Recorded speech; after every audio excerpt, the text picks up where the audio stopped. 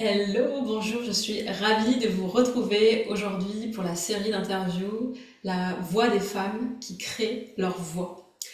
Aujourd'hui, je suis avec Maëlle Mériot. Bienvenue, Merci, merci pour cette invitation. avec grande joie. Maëlle, je sais que tu es coach et mentor business. Est-ce que Oui. tu veux nous en dire un peu plus sur qui tu es, là maintenant, avec tes mots, voilà, qui tu es? Oui, avec plaisir. Donc, je suis Maëlle Mériot, je suis coach et mentor business au féminin et je suis la fondatrice du mouvement des Fertiles Ambitions. Donc, moi, dans mon univers, en fait, j'associe beaucoup les ambitions, l'entrepreneuriat à la fertilité au féminin parce qu'avant d'accompagner les entrepreneurs, j'ai accompagné les femmes dans la gestion naturelle de leur cycle, de leur fertilité. Et en fait, ça a été tellement, pour moi, dans ma propre expérience, déjà complètement transformateur d'apprendre à me connaître, d'apprendre à connaître mon cycle, d'apprendre à connaître mes signes de fertilité, que aujourd'hui, ben, j'intègre ça aussi dans l'accompagnement des entrepreneurs pour les aider aussi à être profondément à l'écoute de leur rythme, profondément à l'écoute du vivant à l'intérieur d'elles et entreprendre depuis cet espace, en fait, depuis cette force créatrice-là qui est à l'intérieur de nous en tant que femmes. Mmh. Waouh, c'est beau. C'est intéressant parce que j'avais jamais vu ça forcément, d'intégrer, de relier le business au féminin avec les cycles et cette notion de fertilité. Donc aujourd'hui, c'est ça ta voie que tu as créée, là, c'est ton mouvement des ambitions fertiles. Euh, Comment t'en es arrivé là? Voilà, tu nous as un peu dit que tu travaillais avec le cycle, mais qu'est-ce qui fait que voilà, si tu t'es réveillé un jour, tu te disais, mais j'avais envie de créer ça? Ouais, eh ben oui, je te remercie de poser cette question. En fait, je dirais que euh, l- bon, ce travail de reconnexion à moi, à mon cycle, à ma fertilité, je l'ai d'abord fait pour moi et notamment dans les périodes, ben, en fait, avant de devenir maman de ma première fille, c'est là que je me suis vraiment beaucoup questionnée sur mon cycle, sur ma fertilité. J'ai commencé à découvrir un petit peu cette dimension de puissance féminine. Et quand j'ai accouché de ma fille, que ma fille a eu 1 an, donc fin 2020, en fait, j'ai créé mon entreprise.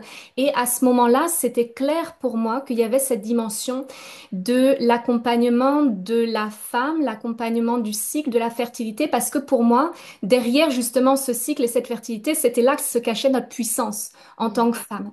Et il y a quelque chose de très fort, et c'est pour ça que je me suis vraiment sentie appelée aussi par cette série d'interviews pour ton podcast autour de la voix des femmes, c'est que pour moi, il y a vraiment, c'est quelque chose qui me touche profondément de permettre aux femmes de prendre leur place, de permettre aux femmes de porter leur voix dans le monde.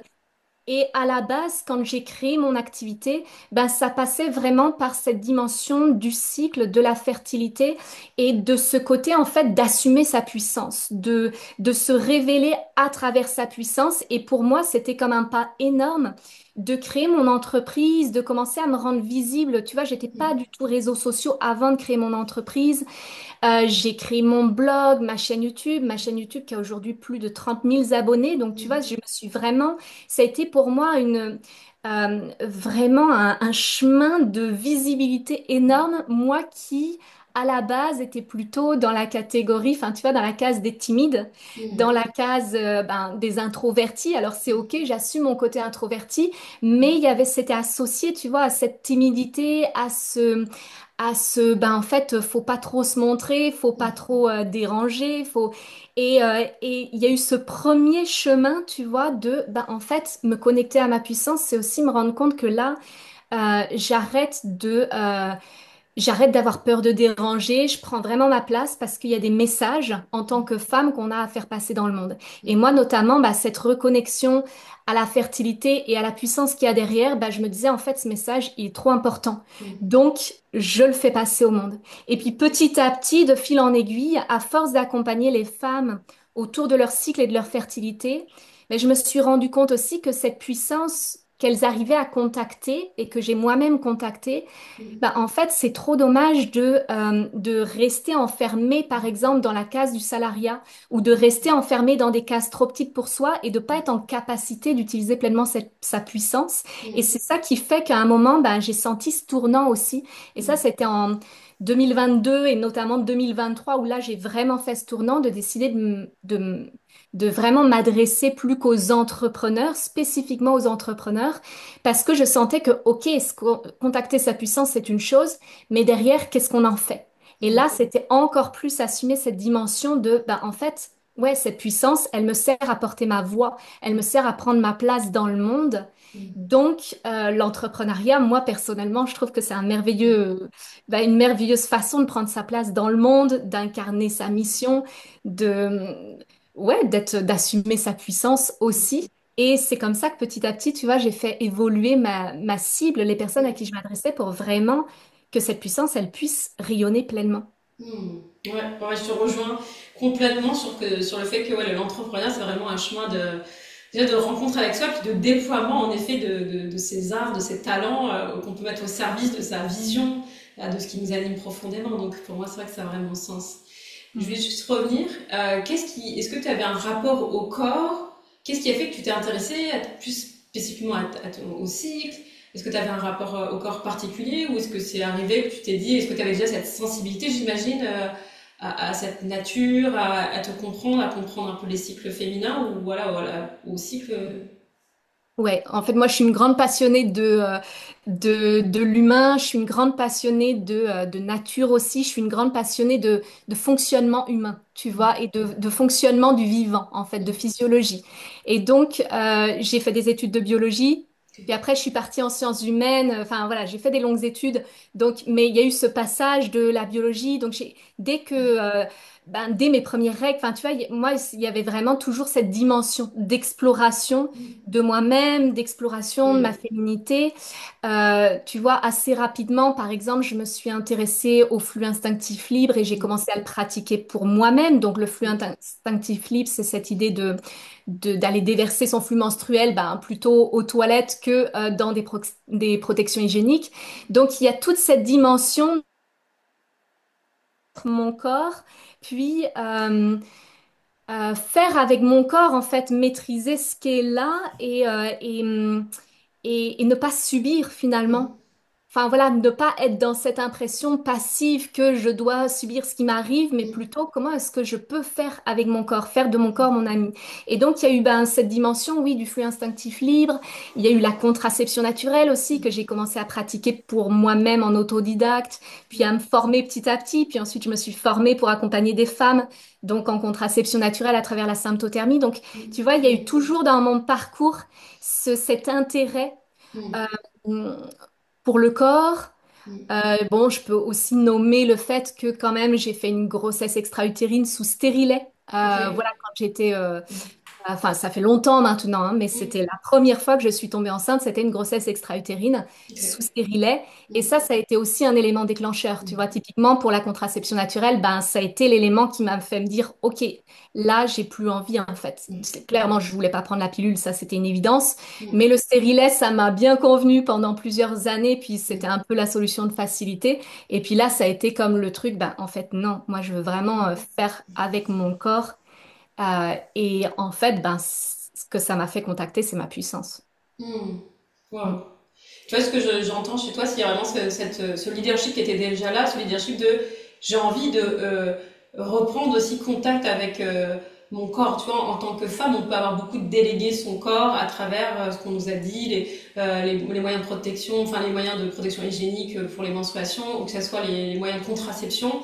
On a délégué beaucoup à l'extérieur. Tiens, on va pas réfléchir trop, on va prendre la pilule. Tiens, on va pas trop réfléchir, on va prendre voilà, enfin, une manche, une cup ou quoi. Et en fait, à un moment donné, c'est ok, est-ce que je reprends ce pouvoir-là qu'on a pu donner? Il y a plein d'espaces où on a donné notre pouvoir, et là, toi, dans cet espace-là, tu as déjà choisi à ce moment-là d'être dans ton leadership et dire non, attends, là, en fait, c'est mon corps. Je peux en faire mon allié et je peux reprendre mon pouvoir pour que ça soit pas les autres qui décident pour moi, en fait. Exactement. Ouais, exactement. Puis, ouais, je trouve ça chouette que tu fasses le lien parce que tu vois, j'avais pas forcément associé le mot leadership avec mon corps, mais en fait, c'est complètement ça. C'est complètement ça. C'est cette dimension de je fais avec mon corps, puis c'est moi qui suis maître du jeu. En fait, je suis pas en train de subir ma vie, je suis pas en train de subir ce qui m'arrive.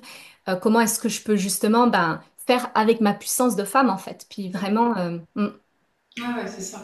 Et est-ce que quand tu as créé ton entreprise, est-ce que pour te lancer, est-ce que pour toi ça a été une évidence? Parce que bon, en fait, tu pars en créant un peu ta propre voix à ce moment-là, autour de tout ce qui est donc féminité, cycle féminin. À quel moment, est-ce que tu as eu des doutes en te lançant? Est-ce que ça a été fluide? Est-ce que peut-être financièrement, comment ça s'est passé de dire ok, je me lance? alors, donc ça fait déjà un petit moment, c'était fin 2020 que j'ai créé mon entreprise. Et en fait, c'était quand même assez particulier parce que j'ai à la fois lancé cette activité d'accompagnement du féminin autour du cycle de la fertilité et en même temps, j'ai lancé mon activité en rédaction web et en stratégie digitale. Ok. En fait, pendant la grossesse, pendant ma première grossesse, je me suis formée à la rédaction web et c'est comme ça en fait que je suis rentrée totalement dans le milieu du web. Je ne connaissais absolument pas Ok. et donc je me suis formée parce que j'étais enceinte, que je me disais, bah en fait, pour accueillir ma fille, j'ai envie d'être totalement libre de mes horaires. Moi, Hmm. avant ça, j'avais fait des longues études, j'avais fait une thèse de doctorat, puis j'avais eu énormément de liberté pendant ma thèse, j'avais adoré ça. Hmm. Et en fait, ben là, il y a eu comme l'entrepreneuriat, c'était OK, c'est une façon pour moi de reproduire finalement cette liberté que j'ai déjà vécue quelques années auparavant, que j'ai adorée. Donc Hmm. ça s'est créé comme ça. Et ce qui a été génial avec cette activité de rédaction web et de stratégie digitale, c'est que enfin, dès le départ, en fait, j'ai vécu de mon activité. Et du Ok. coup, ben, la rédaction web, la stratégie digitale, j'avais notamment une grande cliente pour qui j'ai travaillé pendant 2 ans, que j'accompagnais avec un contrat régulier, qui fait que ça me faisait pas des gros revenus, mais je travaillais une journée par semaine pour elle. J'avais d'autres petits contrats à côté, et du coup, ça me laissait beaucoup de temps pour ben, déployer justement cette activité autour du cycle, autour de la fertilité. Et en fait, j'ai créé mon activité comme ça. Parce que quand j'ai mis le pied dans le milieu du web avec la rédaction web, puis le web marketing, je me suis beaucoup formée, en fait, à ces métiers-là. Je me suis passionnée complètement. C'est ça qui fait que je me suis formée, donc, au blogging. J'ai créé ma chaîne YouTube en me formant à tous ces métiers-là, finalement. Et ça s'est créé comme ça. Donc, c'est sûr qu'il y avait, au départ, ben, ça a pris de l'ampleur petit à petit. Par exemple, quand j'ai lancé ma chaîne YouTube, j'avais aucune idée que quelques années plus tard, qu'aujourd'hui, là, j'en serais à 30 000 personnes sur ma chaîne. C'était juste, au départ, j'ai vraiment créé que ce soit mon blog, ma chaîne YouTube, vraiment dans cette optique de j'ai un message à transmettre, puis c'est ça qui est le plus important. Et j'ai mon petit boulot alimentaire à côté, en stratégie digitale, et je faisais les deux. Et il y a eu un moment, en fait, en 2022, où là, ben, en fait, j'ai continué de me former. Donc, j'ai été certifiée coach à ce moment-là. J'ai aussi eu ma certification justement pour accompagner des femmes en symptothermie, donc en contraception naturelle. Et quand j'ai eu ces certifications-là, bah, il y a eu ce moment où je me suis dit, OK, là, en fait, c'est le moment d'aller 100% dans la dimension accompagnement. Et cette même année, ce qui s'est passé, c'est que j'ai tout rassemblé, finalement, la dimension accompagnement du féminin, puis la dimension web marketing, stratégie digitale, et tout ça, je l'ai mis ensemble pour accompagner les entrepreneurs.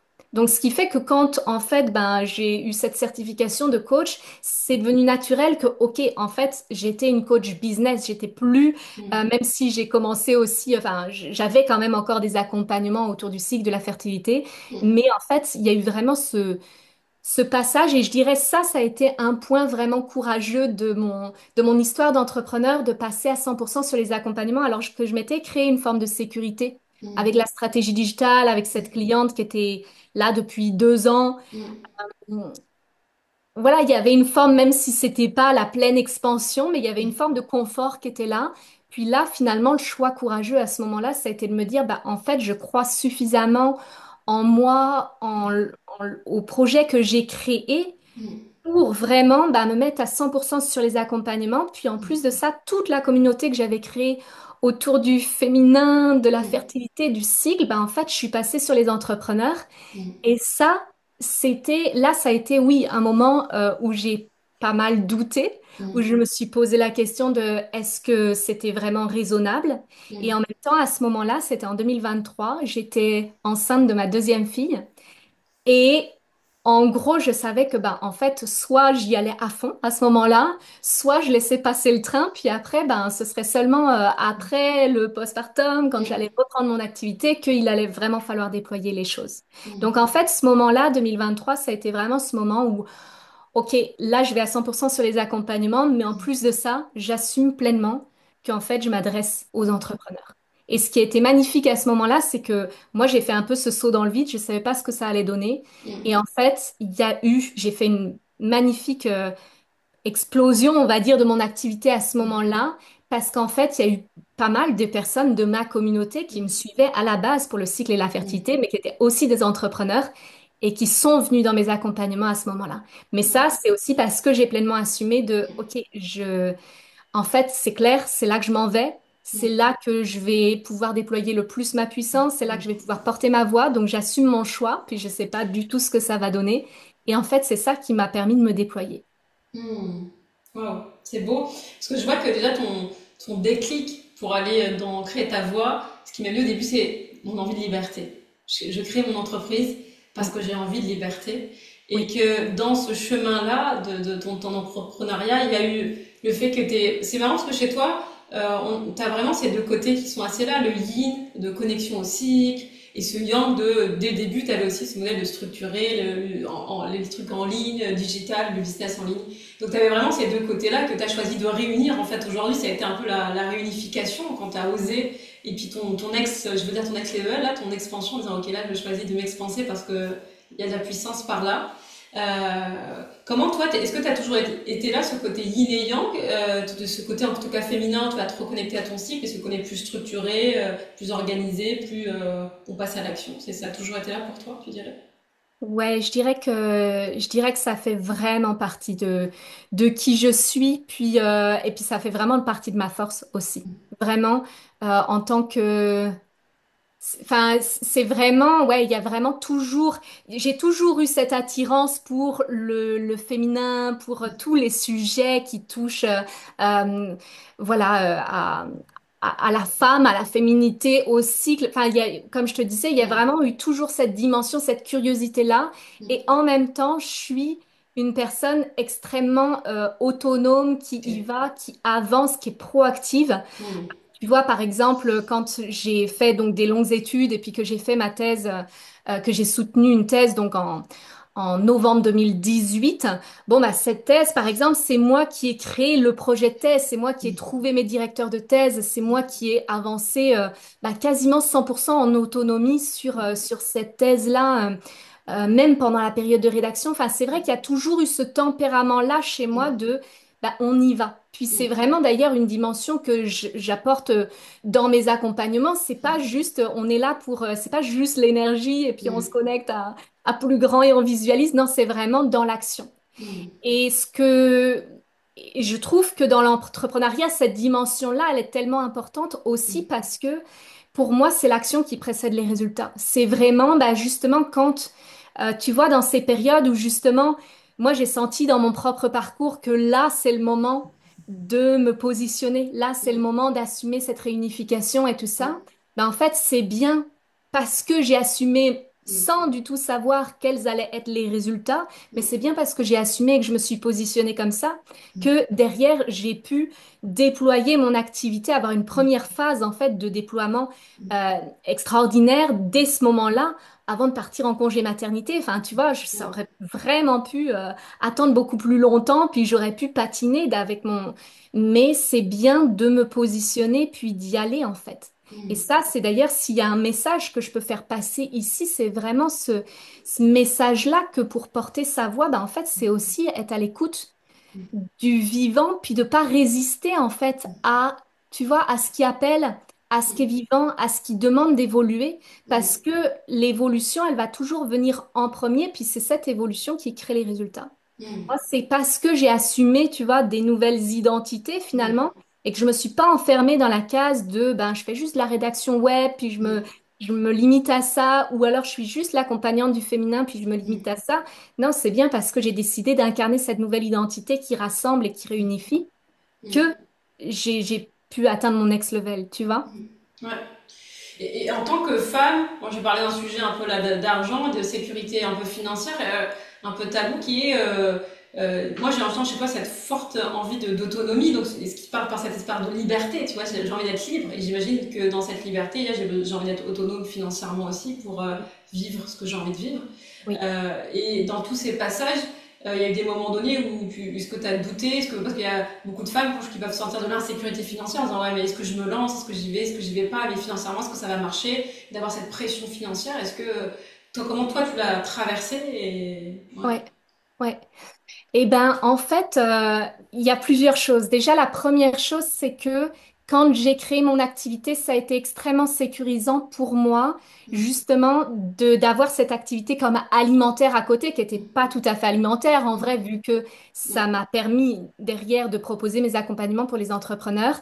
Mais cette dimension de stratégie digitale, de rédaction web qui rémunère très bien, mine de rien, ben, ça a été hyper sécurisant de commencer comme ça parce que avec mon compagnon, notamment dans mon foyer, on a toujours été d'égal à égal dans les dépenses. Il n'y a pas eu de moment où c'est lui qui a tout pris en charge. Donc cette dimension-là de pouvoir vivre de mon activité dès le début et de pas avoir cette pression énorme, tu vois, sur la dimension accompagnement, ça a été hyper soutenant pour moi. Puis pour moi, ça a été vraiment un élément qui m'a permis de me déployer, tu vois, dans une forme de confiance, de sérénité, que quand même, je sais qu'au moins pendant une certaine période, j'ai eu cette espèce de matelas, de sécurité, tu vois. Et après, il y a quand même une autre dimension qui est présente dans mon histoire aussi, c'est que j'ai reçu du soutien de la part de ma famille. Et parfois, c'est arrivé, alors parfois c'est moi qui ai apporté du soutien à mon compagnon, parfois c'est lui qui m'apporte du soutien. Donc ça, on alterne. Mais il y a cette dimension-là aussi que en tant qu'entrepreneur, moi j'ai vraiment cette vision que ma mission, elle est plus grande que moi. Et que ça veut dire aussi que, ben, en fait, c'est pas un hasard si, par exemple, je suis tombée dans une famille qui, à certains moments, m'a soutenue financièrement. Pour moi, ça fait partie de la mission, ça fait partie de ce pourquoi je suis là. C'est aussi ben, que si c'est plus grand que moi, ben, ça veut dire aussi, tu vois, de ravaler mon ego un petit peu, de rester dans cette humilité de, ben, en fait, j'ai besoin de soutien. Et j'accepte que j'ai besoin de soutien. Et ça, moi, ça m'a libérée. Il y a eu un moment où je me disais, oui, mais par exemple, cet argent-là, j'ai pu investir dans tel accompagnement, puis c'est pas de l'argent que j'ai généré moi, c'est de l'argent que j'ai reçu de la part de ma famille. Et je pouvais me comparer, tu vois, ou je pouvais me, me dire, ouais, c'est pas tout à fait juste.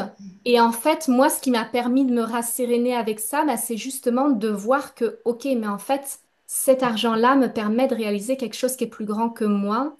Donc, à partir du moment où j'accepte justement que c'est plus grand, ben, j'accepte aussi le soutien qui me vient, en fait. Je sais pas si ça fait résonance, si ça fait écho, mais...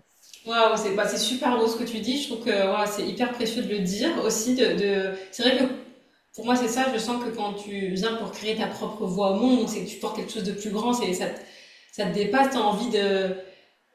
Moi, je pense qu'on vient incarner quelque chose voilà, de grand. Et là, se dire, ok, en fait, parce que je vais incarner quelque chose de grand, je suis ok de m'ouvrir à l'abondance, à recevoir l'abondance et surtout de recevoir le soutien, en fait. Parce que quand on construit quelque chose qui nous dépasse, on n'y va pas genre seul au monde. Bien sûr qu'on aura des soutiens, et puis c'est quelque chose qui va tisser. Si on va avoir un impact aussi, des fois, un grand impact, et ben, on va co-créer, en fait. À un moment donné, il y aura de la co-création.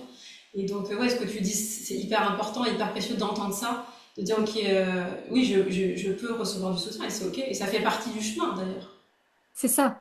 Et je vois encore beaucoup d'entrepreneurs qui se limitent à cet endroit-là. Même des personnes qui peuvent venir me voir et puis qui vont me dire, ben, j'ai pas les moyens financiers, c'est pas possible maintenant et tout ça. Puis au fond, moi, il y a toujours ce truc de me dire, ouais, mais est-ce que vraiment tu as tout exploré? Parce qu'en réalité, le nombre de personnes qui pourrais recevoir du soutien de la part de la famille, de la part de l'entourage, de la part d'un ami, de la part de... mais qui vont pas oser parce qu'il y a l'ego qui est là ou parce que je peux pas me permettre ou parce que je suis mal à l'aise de parler de mon projet ou, tu vois, et ben en fait, il y a ça aussi pour moi à surmonter, à dépasser en tant qu'entrepreneur, d'accepter que ben non, en fait, ça va se faire justement ensemble. Ouais. Oui, c'est ça. Et je pense que moi, je trouve que l'entrepreneuriat, c'est vraiment un chemin de rencontre et enfin, de libération, parce qu'on vient rencontrer plein d'espaces, dont ce rapport à l'argent, le rapport à la valeur. Et là, dans ce rapport à l'argent, il y a où est-ce que je m'autorise à recevoir du soutien pour mon déploiement, en fait. Est-ce que je suis vraiment prête à me déployer, à y aller à 100%, ou est-ce que je veux encore contrôler cet espace-là? Est-ce que je veux contrôler comment je me déploie, de quelle manière et par où ça arrive et comment c'est juste? Exactement. Et donc, Exactement. Ouais. mm, Et puis après, ben, sur la question financière, moi, il y a eu aussi plusieurs fois dans mon histoire des prêts que j'ai fait à la banque et j'y suis allée vraiment en mode toujours. Il y a ce côté, j'y vais all-in en fait. Il y a pas de plan B dans mon parcours. Tu vois, c'est mm, vraiment, ben, en fait, je suis prête à prendre des risques mm, et puis je me positionne de manière non négociable vis-à-vis de mon succès. mm, C'est-à-dire que ben, il y a des moments où, ok, en fait, cet investissement, je veux vraiment le faire, et ben, je vais faire le prêt à la banque et je vais me mettre en difficulté financière peut-être pendant un certain nombre de mois, voire d'années, parce que souvent, ben, c'est carrément, voilà, le prêt sur 2 ans, par exemple. Ben, en fait, ben, je le fais parce que c'est, encore une fois, c'est plus grand que moi. Puis je sais aussi que parfois, c'est le fait de rendre ça non négociable qui fait que, ben, en fait, il n'y a pas le choix en fait. C'est, ouais. pour moi, ça fait partie aussi de l'apprentissage que à certains moments, quand vraiment la sortie de zone de confort, elle est, bah, en fait, je me laisse même pas le choix que Mm, de, c'est pas possible là de faire marche arrière. C'est juste, il n'y a plus qu'à y aller en fait. mm. Et ça, tu ressens parce que moi, je sens beaucoup ça chez toi, du coup, ce leadership, cette puissance qui dit, OK, on y va, c'est non négociable, j'y vais all-in, donc il y a vraiment une sorte d'engagement, Oui. tu vois, de tout tes, j'ai envie de dire, de tous tes corps, tu vois, t'es vraiment engagé pleinement dans ta réussite, dans ce que tu veux vivre. Et ça, tu le ressens, est-ce que tu dirais que c'est aussi par rapport à ton travail corporel, cette reconnexion à l'écoute de ton corps? Parce que moi, j'accompagne aussi beaucoup de femmes et il y a vraiment un côté des fois un peu désincarné, qui sont un peu trop dans un lit, et ça manque d'ancrage et peut-être de ce retour au corps des fois qui peut manquer. Est-ce que toi, tu dirais que c'est ton rapport au corps qui t'aide à y aller pleinement dans ta vie, à choisir ta réussite et du coup à poser les actions pour, quoi? Il y a sans doute la dimension du rapport au corps. Euh, il n'y a pas que ça. Je dirais qu'il y a aussi la dimension quand même spirituelle aussi, la dimension d'être lié à plus grand. Ok. Mais ça passe par des choses très concrètes Mm, dans le quotidien.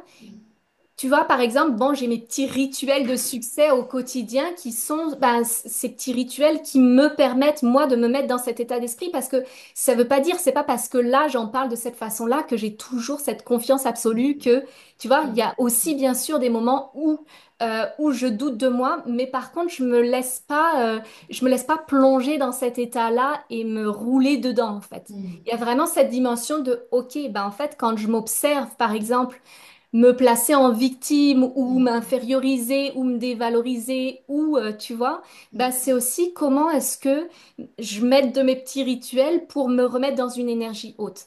Et ça, je dirais, c'est, tu vois, la dimension vraiment concrète, pragmatique qui me permet au quotidien, en fait, de shifter de l'énergie quand il y en a besoin.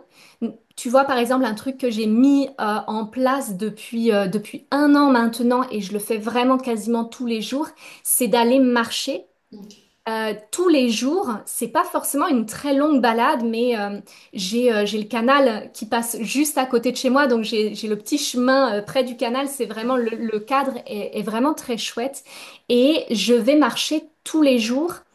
Et pour moi, ça, c'est par exemple quelque chose qui m'aide énormément à cultiver une énergie haute, qui m'aide énormément à revenir à l'essentiel, qui m'aide à revenir dans du très concret et en même temps à me connecter à plus grand aussi.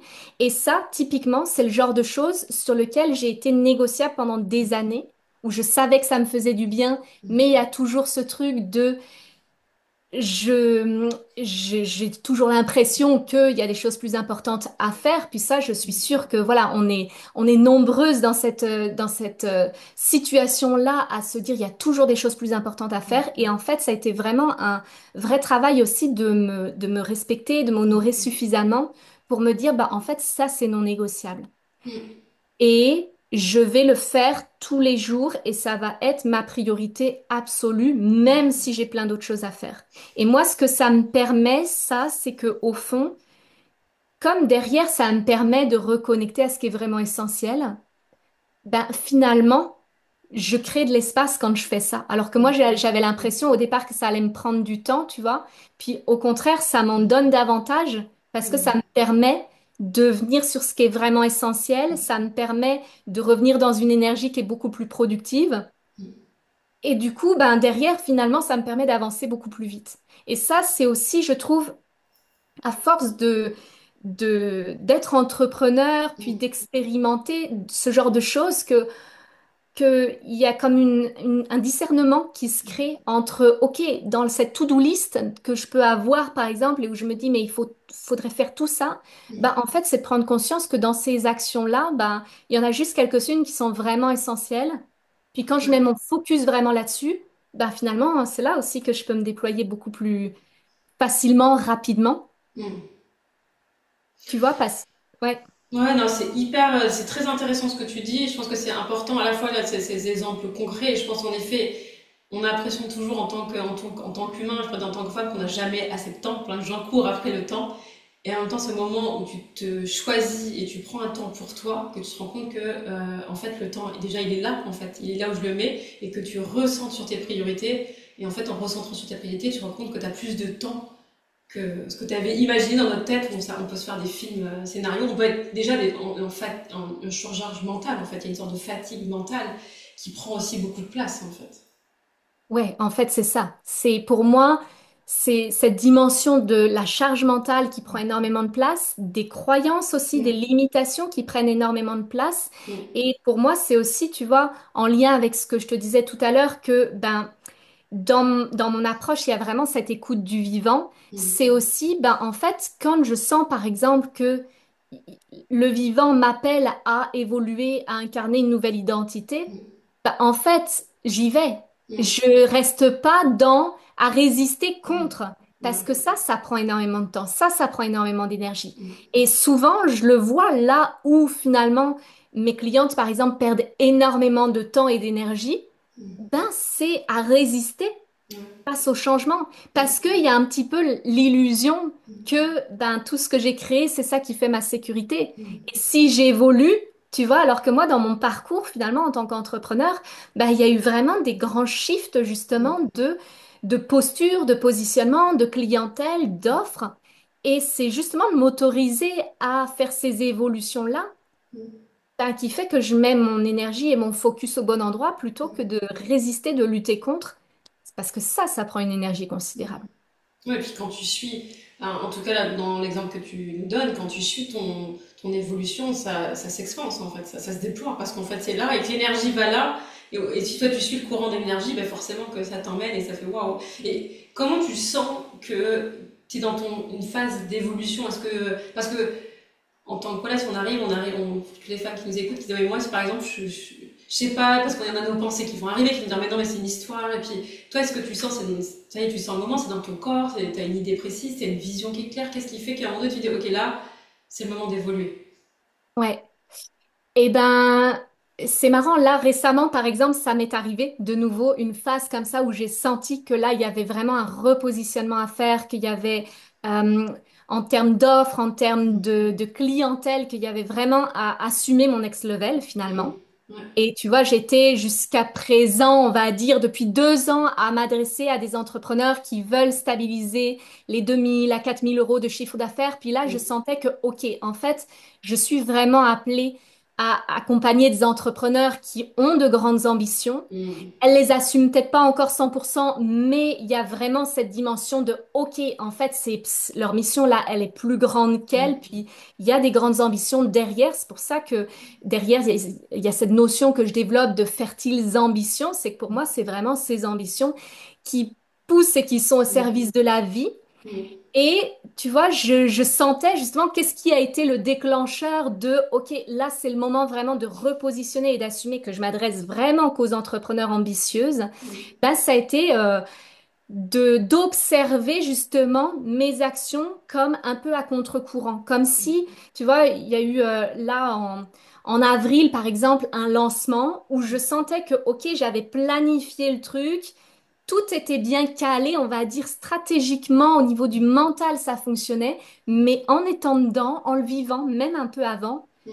je sentais que j'étais plus à cet endroit-là, tu vois, que c'était plus 100% vivant, que Mm. l'élan, du coup, était pas 100% là. Je Mm. sentais bien que c'était moins magnétique aussi. Et il y Mm. a eu vraiment ce chemin d'accepter que, au fond, la solution, je l'ai déjà, la réponse, je la connais déjà, c'est que, OK, en fait, je suis prête pour l'après. Ce qui me booste, ce qui me rend vivante, c'est l'après. Donc, c'est Mm. pour ça que il y a vraiment cette dimension pour moi d'élan, de force créatrice. C'est qu'est-ce qui m'appelle, qu'est-ce qui me pousse, parce que finalement, c'est cet endroit-là qui est magnétique. Et si je suis à rester dans l'étape d'avant, et ben finalement, je perds de mon vivant, je m'éteins, tu vois. Et moi, c'est vraiment ça, en fait, l'indicateur. C'est quand je sens que rationnellement, ça se tient, tu vois. Mm. Tout était bien calé rationnellement. Mm. Mais moi, je sentais que dans l'énergie, je n'étais pas Mm. 100% là. Et puis après, ben, du coup, évidemment, en termes de résultats, ben, c'était pas là non plus. Tu vois, Mm. il y a l'état dans lequel je me sens, puis il y a les résultats dans lesquels je suis. Et moi, ça, c'est des indicateurs pour moi que, OK, ben, en fait, là, je suis prête pour l'après. Et au lieu d'essayer rationnellement de rattraper le truc, ben, ça a été, ben non. En fait, je suis ce qui est vivant. Puis ça m'a demandé, comme ça avait fait en 2023, quand je me suis dit, bah, je m'adresse 100% aux entrepreneurs maintenant, ça a été un petit peu ce même mouvement-là aussi de, OK, là, je m'adresse à celles qui veulent faire les 10 cas mensuels. Et puis, en fait, j'assume ça dans mon message, j'assume ça dans mes offres. Et de me repositionner, ben, nécessairement, ça a ramené des résultats, nécessairement, ça a ramené ben, le magnétisme, le vivant, l'énergie, parce que je reste pas, enfin pour moi, ça parle aussi de est-ce que je reste dans ma zone de confort, est-ce que je reste dans un espèce de statu quo de ce qui fonctionnait jusqu'à présent, ou est-ce que j'accepte que en fait mon chemin il va être toujours de D'évoluer. d'aller à l'étape d'après puis de me dépasser en fait de sentir parce que moi ça fonctionne beaucoup comme ça chez moi quand même que ce qui me rend magnétique, c'est quand moi-même je suis dans cette réelle sortie de zone de confort, que je me dépasse et on y va, quoi. Hmm. Ouais, ouais, c'est beau. C'est, dans ce que j'entends, dans ce que tu dis, c'est il y a vraiment cette notion à la fois de sentir intérieurement dans l'énergie, dans l'élan, est-ce que c'est encore là, de voir aussi les résultats tangiblement. Et puis, pour moi, ce que j'entends, il y a quand même cette authenticité avec toi. C'est soit je me raconte une histoire, ah mais peut-être que le lancement, j'ai pas fait ce qu'il fallait, ou même si tu vois que sur le plan tout a l'air beau, mais tu sens quelque chose. Et c'est là, à ce moment-là, où tu te dis, ok, là, je me regarde en face et je suis en train d'être authentique de qu'est-ce que je veux vivre, et qu'est-ce que je propose. Du coup, où est-ce que je vais? Oui, et c'est ça. Et pour moi, c'est exactement ça, c'est cette authenticité, cette honnêteté avec soi-même, parce que c'est pareil avec mes clientes, je l'observe à chaque fois, elles le savent au fond quand elles sont prêtes pour l'après. Et je suis sûre que tu observes ça aussi, qu'en fait, ben, on le sait très bien. Mais effectivement, comme tu dis, il y a l'histoire. Et je peux très bien décider d'écouter l'histoire que je me raconte, ou je peux très bien décider de, bah non, en fait, si je suis honnête avec moi-même, je sais déjà ce qui appelle après. Ouais, ouais. Ouais, merci là déjà pour ça parce que je sais que voilà, ça peut résonner. Moi, dans mon parcours, ça a résonné dans tous les moments aussi où j'étais dans des espaces d'évolution, où je sais qu'il y a des moments donnés où j'ai fait soit un peu la politique de l'autruche, soit je me dis, oh, c'est la méthode qui fonctionne pas.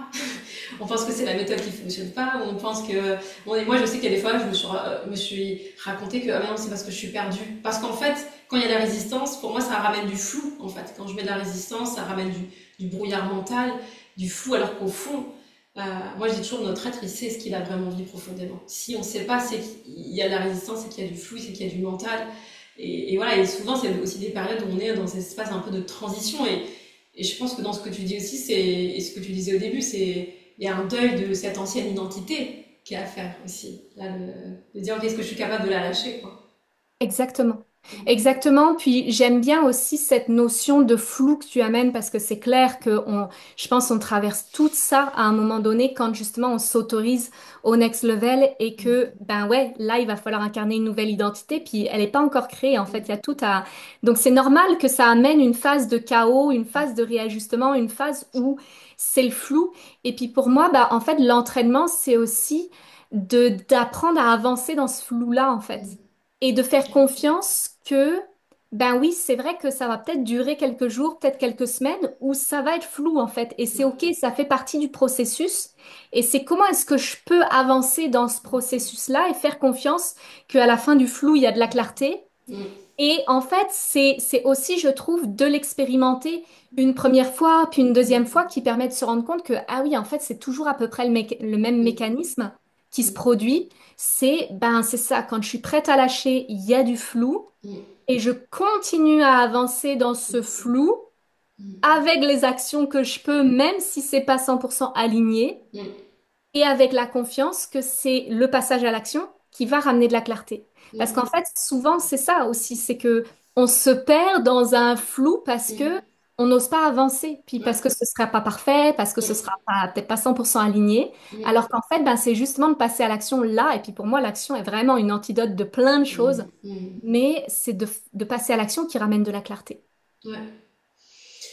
Ouais, je pense que là, il y a plein de pépites dans ce que tu partages. Et en effet, c'est sûr que, et je pense que tous ceux qui nous écoutent, combien de fois quand on a traversé des flous, et là, c'est ce que tu dis, c'est faire confiance au flou, quoi. Parce que souvent, quand c'est flou, bah, on a l'impression qu'on est en échec un peu, hein. Le flou, c'est genre, ah bah, c'est pas clair, je suis pas dans une visibilité, je suis pas dans, et donc, en effet, on n'ose pas, avancer parce qu'on se dit, bah, je sais pas, soit on se raconte qu'on sait pas, soit en effet, quand tu dis, ça va être imparfait, soit on pense qu'il nous faut du temps. Enfin, moi, je sais que je me suis beaucoup raconté à des moments donnés, j'ai besoin de temps de rien faire. Mais en fait, comme tu dis, ben, moi, je l'ai expérimenté, et c'est ça que c'est important de l'expérimenter. Des fois, dans ce flou, si j'avance pas, si je reste sur place, ben, j'y vois pas forcément plus clair. Exactement. Alors, Exactement. ouais, alors que quand j'avance, ok, il y a quelque chose qui se dit, ok, c'était peut-être imparfait, mais ça me donne, ah, ok, ça me donne une direction à ajuster. Ah, peut-être que c'est un peu comme ça, un peu quelque chose comme ça. Mais si je fais rien et que j'attends, parce que je me dis, faut que j'attende la clarté ou l'éclair divin qui arrive d'un coup sur mon canapé, bah, c'est pas comme ça que ça fonctionne. En tout cas, c'est pas comme ça que j'ai expérimenté. Complètement. Et puis moi, ce que ça m'évoque aussi quand tu parles de justement j'ai besoin de temps, tu vois, c'est quelque chose que j'observe aussi beaucoup chez les personnes que j'accompagne et justement cette dimension du cycle de la fertilité, ben pour moi, je viens explorer ça avec elles aussi parce que pour moi, dans le fait de respecter son rythme, par exemple, c'est quelque chose dont j'ai beaucoup parlé au cours des dernières années, de respecter son rythme en tant qu'entrepreneur. Et pour moi, ça passe pas nécessairement par des moments où je vais rien faire. Enfin, ça veut pas dire qu'il y a pas des moments où je peux pas lâcher, mais c'est aussi apprendre à écouter justement ce rythme à l'intérieur qui, à des moments, m'amène cet élan justement de passer à l'action, d'y aller, même si c'est absolument pas parfait, encore une fois, mais de d'y aller, de dépasser justement ce perfectionnisme, de faire confiance dans le mouvement, parce qu'en fait, encore une fois, je crois qu'il y a beaucoup l'excuse de, mais là, j'ai besoin de, tu sais, le fameux, j'ai besoin de rentrer dans ma grotte, par exemple en période prémenstruelle ou pendant les règles ou ce genre de choses. Puis moi, c'est quelque chose que je déconstruis beaucoup en fait avec mes clientes parce que je trouve qu'il y a un petit peu cette excuse justement de ouais, non, mais là, c'est une période où je dois prendre soin de moi, donc je dois rien faire. Alors qu'en réalité, ben, chaque période de notre cycle, par exemple, en tant qu'entrepreneur, va nous amener des énergies différentes qui vont être au service d'un des éléments de notre business. Puis c'est pas, il y a des moments où je suis à fond, puis des moments où je fais rien. C'est justement comment est-ce que je peux être tout le temps dans cette espèce de flow où j'avance, où je me laisse où je laisse le vivant me nourrir ma créativité, parce que pour moi, la créativité, c'est pas quelque chose à forcer, c'est quelque chose c'est la vie qui nous traverse finalement. Et Mm. du coup, il y a toute cette dimension-là aussi de justement, ben, en fait, je vais continuer à agir, même si j'ai peur, même si c'est flou, même si c'est pas parfait. Et je fais confiance, là encore une fois, que ben, mon cycle, il va jouer aussi ce rôle-là de ramener de la clarté à certains moments, de me permettre de mettre le focus sur certaines choses à certains moments, mais de sortir en tout cas de cette vision du rythme où il faudrait nécessairement qu'il y a des moments où là, il y a vraiment besoin de mettre en pause, puis il y a des moments où ça fait du sens? Ah ouais, c'est comme si c'était déconstruire tu vois, des conditionnements. Souvent, je dis, on quitte des conditionnements de société pour après, des fois, quand on va justement dans les milieux des fois plus féminins ou développement personnel, spiritualité, il y a d'autres conditionnements. Exactement. Et là, je me dis, ok, ça c'est le conditionnement, ça c'est des choses à questionner, remettre en question. Est-ce que c'est juste pour moi, quoi? Parce que moi, je sais que quand je me questionne moi, je sais que je suis pas toujours fatiguée au moment de mes règles ou en période prémenstruelle. Je me dis pas, ah non, faut vraiment que je mets rien dans mon non. En fait, déjà, des fois, j'ai envie de faire des choses en fait. Et C'est ça. si je dois me cacher derrière l'étiquette, ah non, il faut que je fasse rien parce que j'ai mes règles ou je suis fatiguée. Tu vois, il y a des fois, j'ai organisé des stages, ça tombait sur mes règles, je me suis pas dit, bah mince, ça fait le truc, je l'ai organisé un an à l'avant, je vais pas tout annuler une semaine avant parce que j'ai mes règles en fait. Et, Exactement. et en fait, ça s'est bien passé. J'avais l'énergie, j'étais là, j'étais disponible, peut-être avec une autre énergie, parce que c'est un cycle qui apporte aussi, mais oui, sortir des croyances et des conditionnements que c'est comme ça et de l'expérimenter par soi-même parce que je pense qu'en tant qu'individu, oui, il y a des choses qui nous relient, mais on a aussi notre singularité en fonction des cycles de nos vies. Il y a tellement de choses qui sont des paramètres qui changent en fait. Exactement, ouais. Mais c'est vraiment cette dimension-là de se reconnecter à son propre référentiel plutôt Mm. que d'aller se remettre dans une case Mm. qui certes aura été définie par le féminin, Mm. mais en fait, ben non, ça reste toujours une case qui peut être Mm. absolument enfermante en fait. Waouh, super, merci pour toutes ces pépites que tu as partagées, c'était hyper riche. Est-ce que tu as envie de rajouter quelque chose pour ce mot de la fin, si tu avais un message à faire passer, quelque chose, si tu as envie de, voilà, si tu sens qu'il y a un truc à partager, à déposer là. Ouais. Écoute, moi, ce que je dirais, c'est principalement de faire confiance dans le vivant, de faire Mm. confiance dans le vivant en soi, dans la vie qui nous traverse et qui fait qu'on sait, on Mm. sait. En vrai, on sait toujours, on a toujours la réponse. Mm. Et là où on se bloque en tant qu'entrepreneur ou dans nos parcours de femmes, dans le fait de porter notre voix, souvent, ça va être l'histoire qu'on se raconte, ça va être le blocage. Mais la réalité, c'est qu'on sait, et le plus vite on accepte ça, le plus vite on apprend à travailler avec ça, et le plus vite on se déploie. Mm. Mm.